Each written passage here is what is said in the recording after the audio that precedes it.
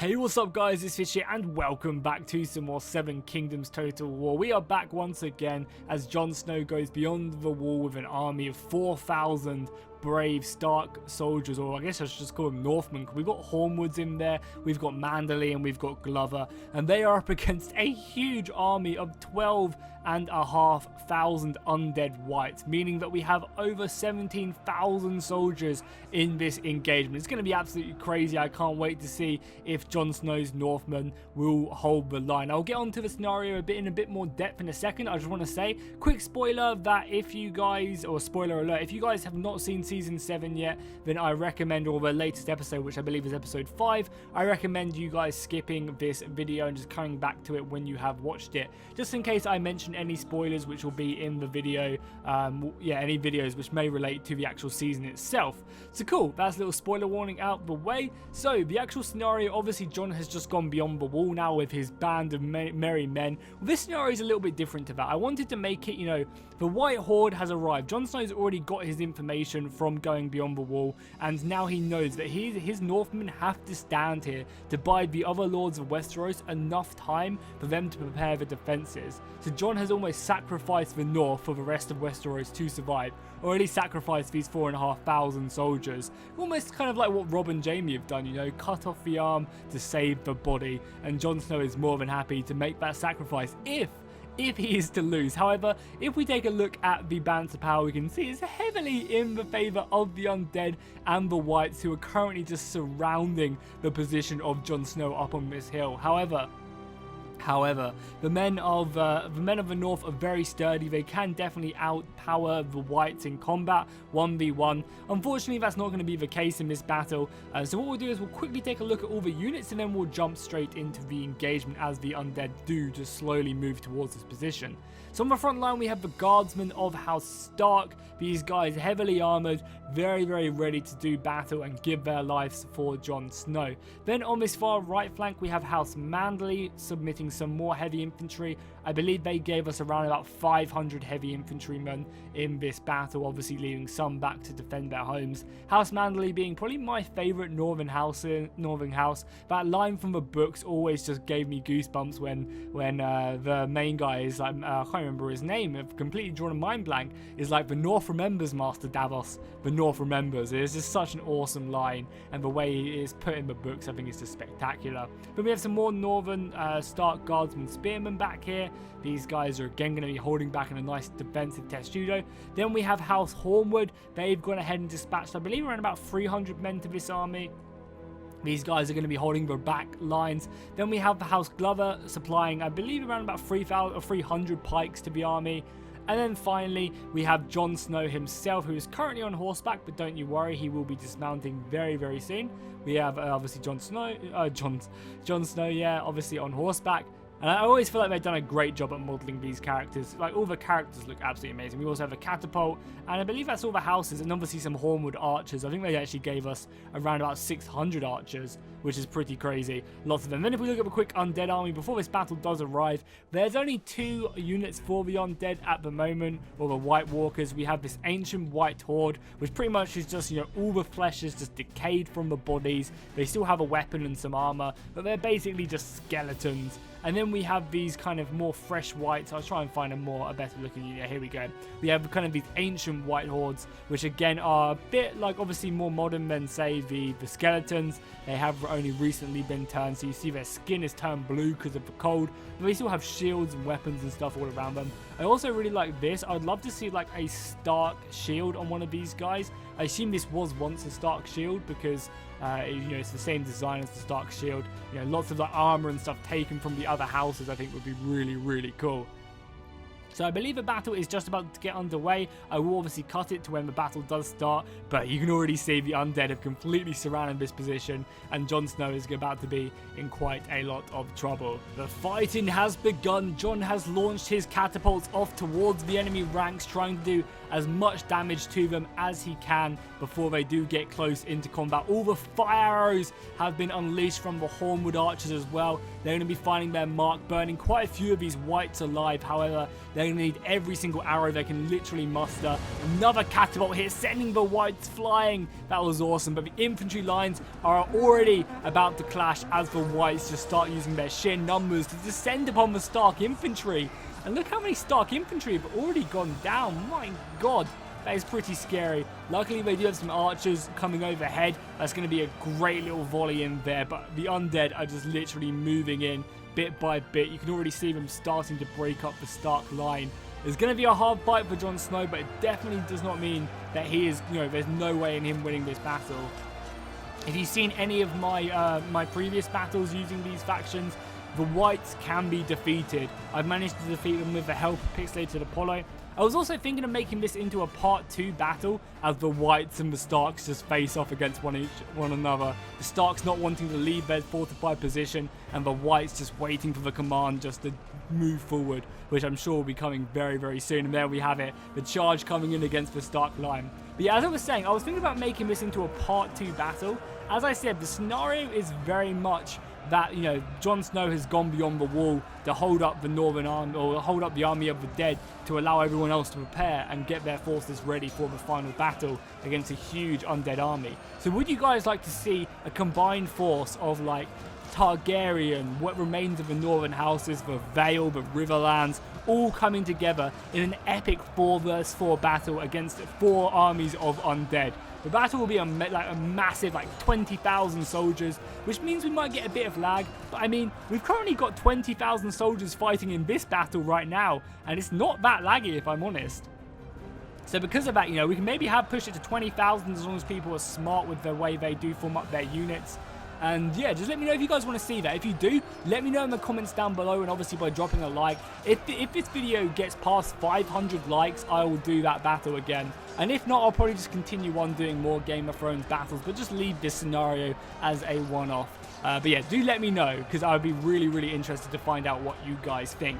I'm also really impressed with the current performance of this so far, because it's barely been laggy at all, and we have 17,000 soldiers on the battlefield, which normally for Attila is just crazy. And I should mention as well, this is actually a 2v1 battle. That's how big the white armies actually are, because there's what, 12,500 of them just with 2 armies. That's crazy.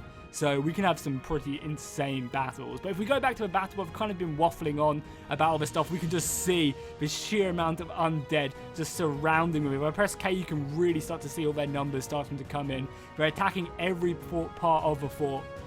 Let's go ahead and get on board with some of them and see how they're doing. So how's the front line doing? The front line is holding. They're definitely losing men, especially in this corner, even with the support of the House Glover pikemen, who are currently trying their best to hold this line right here. They are starting to dwindle. The pikes cannot even keep them back, which is very unfortunate. And soon this line will be overwhelmed, and it will be up to, say, these reinforcements back here, the rest of the Stark spears, to kind of come into their formation. How are House Manderly doing? Let's look at House Manderly. House Manderly are doing very impressive. I don't think they're fighting as many undead as, say, that corner right there, but they're definitely up against it, especially when all of these guys do make their way into the battle itself. So House Manderly are fighting hard. They're definitely proving their worth, why they are men of White Harbor. And I've always loved the look of House Manderly as well in this mod. I think they've absolutely just done a really good job. I love the scales kind of on their armor. They're very much like the Riverlands, they're embracing their naval roots there. But they are also I love their helmets as well. I think they look great. It's also quite funny seeing all the blood coming out of the Ancient Whites. Oh, we got a catapult hit. Is this going to find big money with its hits or not? You can already see, I think a few of the hits have already come down here. Oh, they actually end up missing. One does get a nice hit on here, killing killing at least 20 of them. But the other one sets this tree alight with the rest of the fire arrows coming in as well. It's just such an awesome experience to have this many men on the field. You can already see Jon Snow has lost around about 1,000 and he's killed about 2,000. So that's kind of the odds he needs. I think he needs to start dealing a bit more damage if Jon Snow expects to hold. But yeah, back to our formation. On the left flank seems to be breaking a little bit, but we do have House Manderly already forming up some of their reserves to go in. And then the rear is where Jon Snow needs to claim victory here. There's not a load of these guys right here.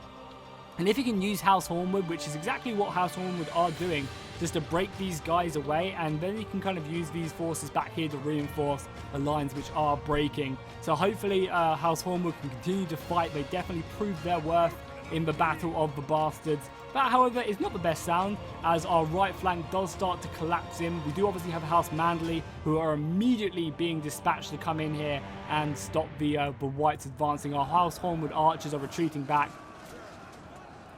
Oh, that Stark soldier just got decapitated by the White Circle. But yes, House Manderley are going to be pushing in and trying their best to kind of quell this breach. They obviously have House Glover to their left flank with the pikes, keeping firm. But yeah, as I was saying, like what we could do with the 4v4 as well, because each player could bring different houses and stuff.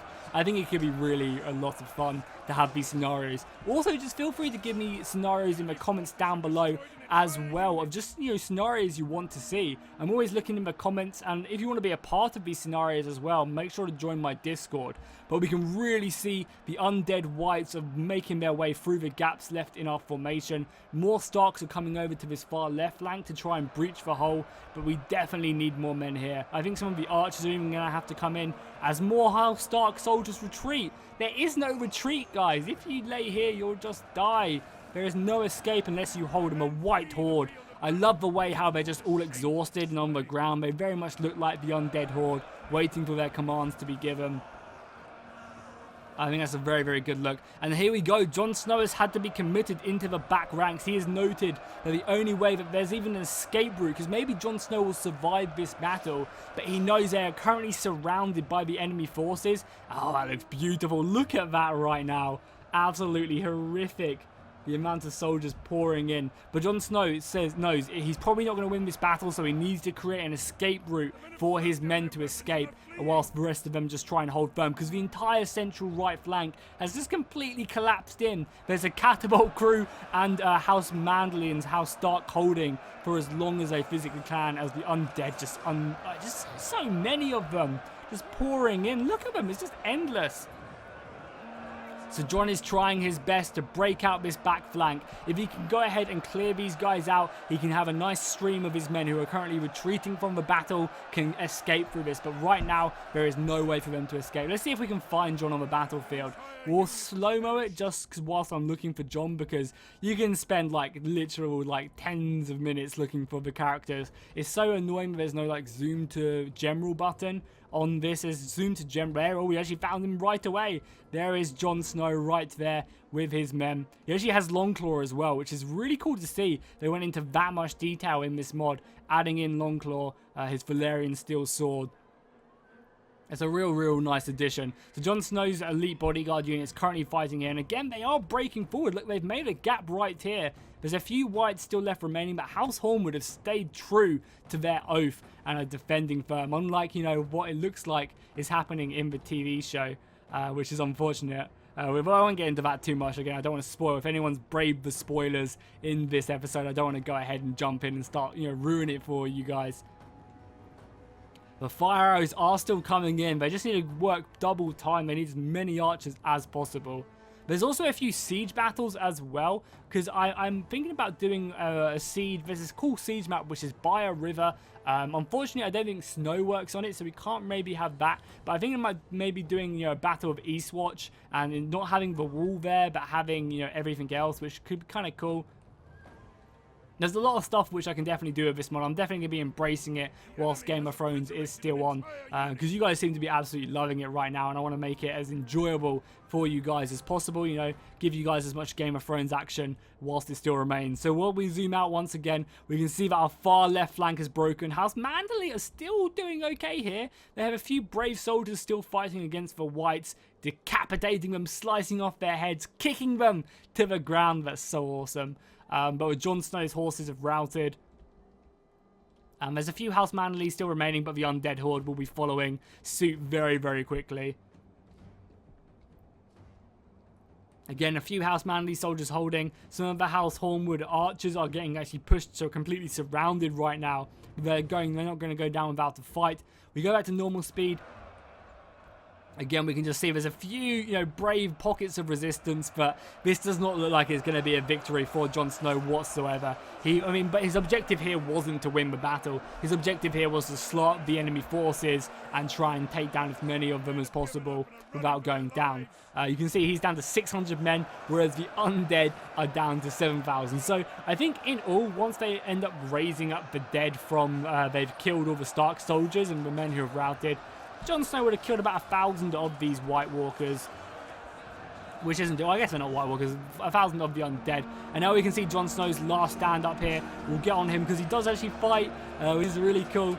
You'll be able to see him actually getting right in the thick of the action. And I think at the moment, the only troops still remaining are the House Hornwood men right here we can see with Jon Snow, which is great. They're absolutely awesome as Jon Snow goes to protect the rear and gets actually right into the thick of the action. The House Stark's banner is also being held up high.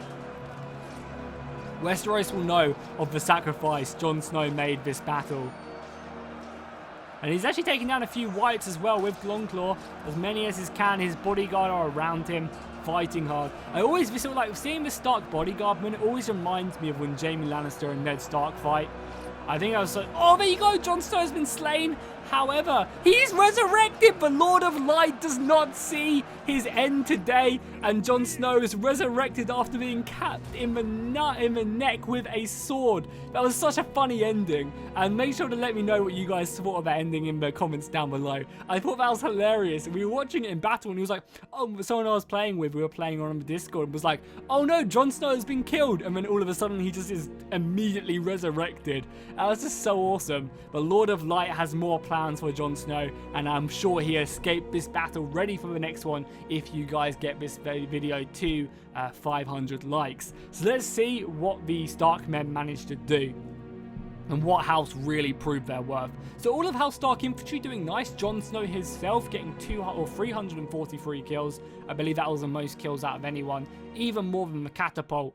Maybe the next defense can be a lot more strategic, because this was kind of more like a, oh crap, we're surrounded. Whereas maybe the next battle can be like formed up, all the battle lines, you've got loads of catapults, loads of artillery, everyone's prepared for the battle, which I think could be kind of cool. Yeah, the rest of the Stark infantry doing good. House Manderley proving their worth, you know, making up for not being there at the Battle of the Bastards. House Hornwood being there at the Battle of the Bastards and being here. Very, very nice by them with all their archers. The archers didn't do as great, but I was using Flaming Shot for more cinematic value. And then the White's army, a few of them getting 100 kills. Pretty good considering there's so many of them in the unit. Very nice indeed. So, as I said, hopefully you guys enjoyed this battle. If you did, please be sure to make or drop a like and a comment down below. Obviously, I'll also quickly go to custom battle just to give you guys some ideas of the factions that are in this game. So, you know, we can have a united front with like someone being from the Riverlands. Maybe the Stormlands can join, the Vale, the Essos in the north, and maybe we can be up against the Whites. Maybe what we could do is we can have a 3 Whites army and 1 Lannister army, because I'm sure Cersei, if she could, would side with the Night King if it meant her keeping her throne. So maybe that could be a kind of a cool, funny, goofy idea. I don't know. Let me know what you guys think in the comments down below, and I'll see you guys in the next one, and fish out.